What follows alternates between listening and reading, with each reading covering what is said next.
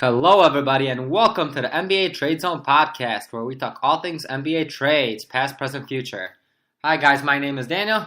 And I am Sebastian, and today we're going to take a pretty interesting look into the Golden State Warriors and see if they decided to rebuild, what it would look like, and what would be the options. Now, I do want to preface this by saying that I don't believe that the Golden State Warriors should rebuild. They are, 4 years in a row they've made it to the NBA Finals, and it doesn't seem like there's anything stopping them. So I would not rebuild, but if they were, these would be their options.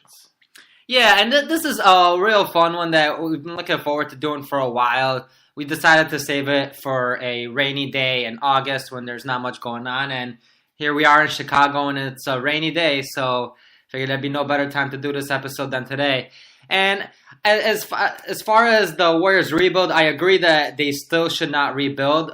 However, I think they should consider looking into seeing what value the All-Stars on the roster have. And the reason why I say that is because as great as this team is, they are getting a little older at this point.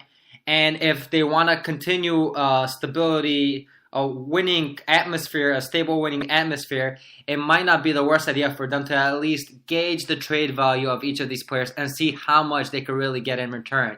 And that's what we're going to do here today. We're going to gauge the trade value of each of these players and see how much what kind of roster they could build if they decided to trade the All-Stars on their team. So when we came up with this idea, Danny and I decided to go two kind of different ways. I am going to be sending away the players, and I'm going to be trying to get as much young talent, like very young raw talent, as possible. So we were limited to a few options just because there's a lot of teams who would not be willing to make these trades because of the positions they're in and where they are with their NBA timeline. For instance, the Phoenix Suns would not want to trade for Klay Thompson right now just because they're not in win now mode. So we were limited to a few teams. For myself, Danny took a different route, which he'll explain. Yeah, and I took a different route in terms of I still wanted to keep this and to keep the Warriors as a winning team.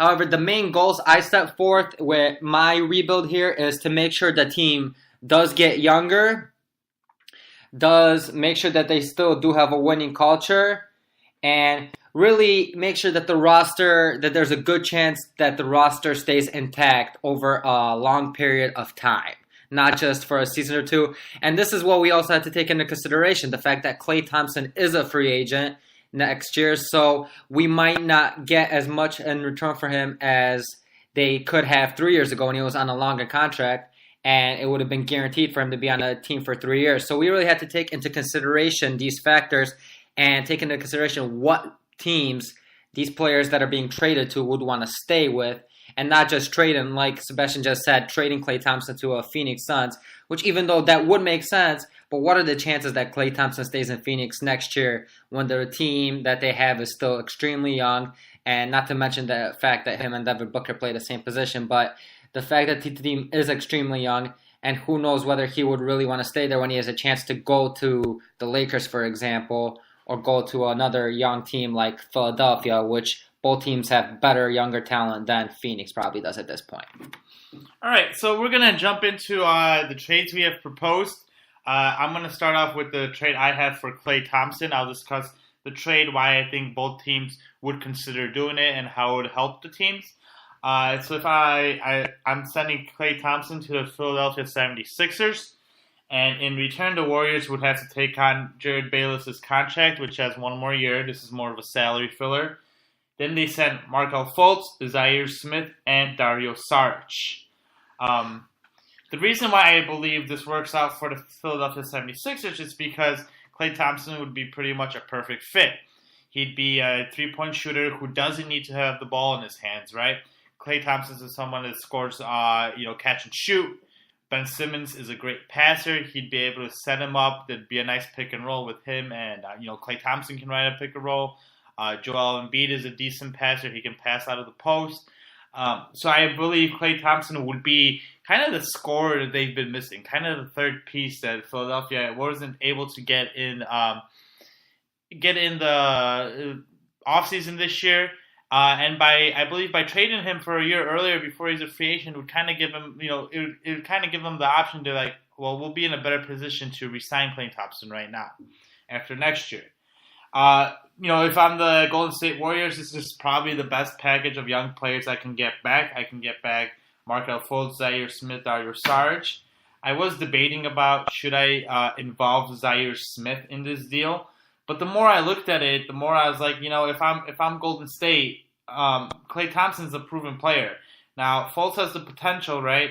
But we don't know exactly what we're going to get from him. So I do think if I'm Golden State, I am asking for Zaire Smith or at least a pick or two here. But those picks are not going to be that high, especially if I give up Klay Thompson. Yeah, I think that's extremely fair. And I think, obviously, Klay Thompson is probably the best fit in Philadelphia, because of the fact that they really need, as great of a team as they have, they really need to add a shooter. And there's probably not a better shooter minus Stephen Curry in the league than Klay Thompson. And I could easily see him averaging 25 points on that team just because of the fact that he moves so well without the basketball. And Ben Simmons is probably, if not the best passer in the league yet, top 5 easily. And the way Ben Simmons is able to find cutters and add that to the way that Klay Thompson moves and cuts without the basketball would be absolutely fun to watch. Again, probably would average 25 points on this roster.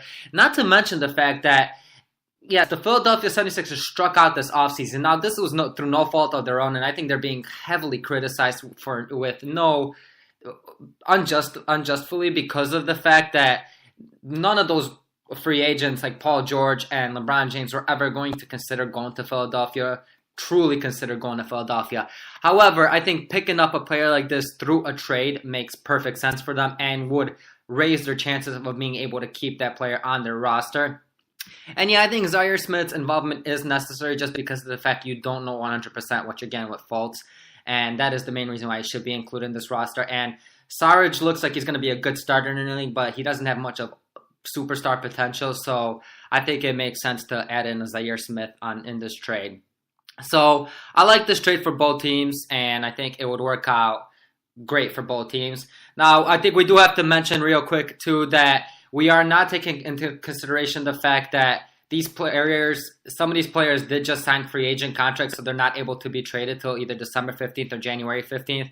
We're throwing all that aside right now. We're essentially we're assuming that these trades are all happening right before the trade deadline, just so we weren't limited with who we could trade and how we could trade them. So with that being said, the Klay Thompson trade that I am proposing is Klay Thompson to the Timberwolves for Jimmy Butler and a 2019 first-round pick.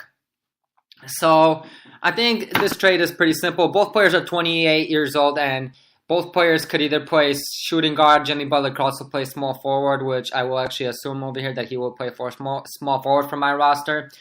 And both players are going to be free agent this year, and I think it's pretty simple here. Jimmy Butler is unhappy in Minnesota.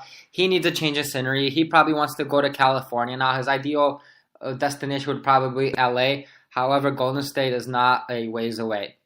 Now, Klay Thompson going to Minnesota, yes, this would be extremely risky for Minnesota to do because of the uncertainty of whether Klay Thompson will re-sign there. Now, him and Wiggins are both scorers. Klay Thompson is obviously a much better shooter and a much better scorer. So it'd be very, really interesting to see how well they work together. I wouldn't be shocked that if Minnesota was to pull this trade off, they'd probably shop Andrew Wiggins around and really build a team around Klay Thompson and Karl-Anthony Towns that way, just so that there's no more discrepancies between the players. I think it would make perfect sense.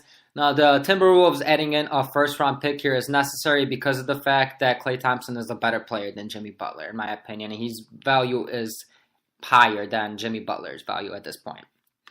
Yeah, I mean, I don't necessarily know if everyone would agree there. If I'm a GM, I actually would rather have Klay Thompson on my team, but I think there's people who actually disagree with that. There's people who do think Jimmy Butler is the better player. I don't know if the pick is necessarily there because you're more sure that you can never be 100% sure, but Jimmy Butler would probably stay in Golden State. And Clay staying in Minnesota would be tough. I just don't know if I could see it. I mean, it would be an interesting combination with Cat. Maybe they can put something together and be really good players. But maybe they won't. So, I see why the pick is there. I don't know if it necessarily has to be there. Well, I think the reasoning behind that is that it's more of a guarantee that Jimmy Butler is leaving the Timberwolves. So taking that into consideration, you're not going to get as much in return for him if they do decide to trade him as you would hope. And getting a Klay Thompson in return for a player that you know is leaving is extremely hard to do. Therefore, I think that adding in that pick as a sweetener would be necessary. All right. So let's just recap the Klay Thompson trade. I had him going to Philadelphia for Zaire Smith, Markelle Fultz, Dario Saric, and Jared Bayless. And then Danny had just straight up Jimmy Butler for Klay Thompson with Minnesota, including a first-round pick for next year. All right, now we're going to move on to Draymond Green. The trade I had for Draymond Green is Draymond Green would be going to Toronto alongside Sean Livingston. And the Golden State Warriors would receive Jonas Valanciunas, who's mostly here as a salary filler, even though he is, he's still a rather young player. I think he's in his upper 20s. Then you have last year's rookie OG Anunoby, two-year veteran Pascal Siakam, and Mikal Richardson going to Golden State. Now, the reason I believe Toronto would do this is because they would probably assemble the best defensive team ever, in my opinion, because they would have Serge Ibaka as the center, who, obviously he's not where he was 5 years ago when he was averaging 3.5 blocks a game, but, he's still a decent defensive player, averaging about 1.7, 1.5. Draymond Green, who's, arguably one of the best power forwards ever at the defensive end. You have Kawhi Leonard at the 3, which would be arguably also one of the best defensive players ever and small forward. Danny Green would probably be starting there. 2 years ago he was second team all defensive. That's what he's always been known for, always a very good defensive player. And Kyle Lowry has been known for being a good defensive player. So that'd be a very hard team to score on. And I feel like Toronto would like this trade. They would have some depth still in the back. They would lose some of their young players, but they would still have Livingston, Van Fleet, C.J. Miles, Norman Powell, players that they have invested some money in on the team. The Warriors here, the two main, and I would also have to say that if I'm Toronto has to include a pick in this, in my opinion. I don't think they can trade next year's pick, but they could trade one in 2 years. Toronto gets two players that I would like mostly out of this, which would be OG Anunoby and Pascal Siakam. These are two players that fit pretty well for today's NBA. They can switch, play defense. They have some potential. I had some trouble with coming up with trades for Draymond Green, so that's why I settled on this one, because I feel like this is the biggest return they can get of young players. Yeah, I actually like this trade for the Golden State Warriors. Obviously I like it for Toronto, and more importantly, I think getting a Draymond Green to come to Toronto would really raise Kawhi Leonard's chances of staying in Toronto, because of the fact that now Draymond Green does not require the ball on the offensive end, and Kawhi Leonard probably wants to show that he's an offensive force just as much as he is a defensive force. So really, you're getting an all-star that does not command the ball. You still have Kyle Lowry there. Danny Green would be very likely to stay with this roster too, because of the fact that now his playing time is going to increase with OG Anunoby being gone. Now, yeah, the depth at point guard would be. They would have to figure out what to do with a guy like Sean Livingston and Norman Powell, just because them, Kyle Lowry, Fred VanVleet all play point guard. So, yeah, it'd be interesting to see what happens with that. They'd probably have to add Norman Powell's a 3 though. I think it's C.J. Miles. C.J. Miles is a 3 or a 4. Norman Powell, I believe plays point guard. But yeah, so I think they would have to figure out what to do. Perhaps get another big guy and see what they could do with that. But I don't think that'd be very hard for them to do. So really, it'd be a really good trade for Toronto. Now, going into Golden State Warriors, I like this trade a lot. Pascal Siakam and